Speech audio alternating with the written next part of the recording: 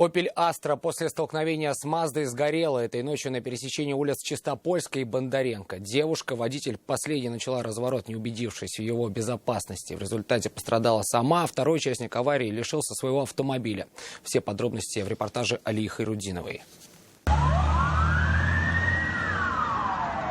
Это уже последствия ночной аварии, произошедшей на пересечении улиц Чистопольской и Бондаренко. Пламя охватило половину автомобиля Opel Astra. Все попытки ликвидировать огонь подручными средствами оказались тщетными. Потушить возгорание смогли лишь прибывшие на место спасатели.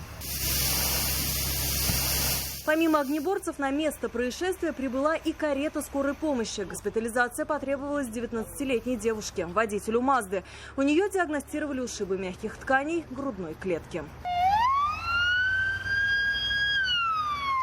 По предварительной версии, авария произошла по вине водителя Мазды. Девушка, двигаясь по улице Чистопольская, начала разворачиваться. Этот маневр стал полной неожиданностью для 22-летнего водителя «Опеля», который ехал ей навстречу. Не успел просто ничего сделать. Она очень резко этот маневр совершила. Девушка, она признала свою вину даже.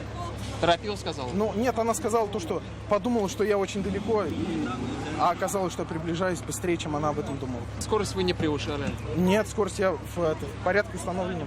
В момент ДТП в салоне «Опеля» находились 2 человека. Прихватив все необходимое, они покинули горящий транспорт.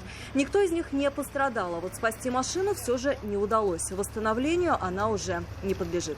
Алия Хайрудинова, Айрат Назипов, Наиль Абдуллин, вызов 112.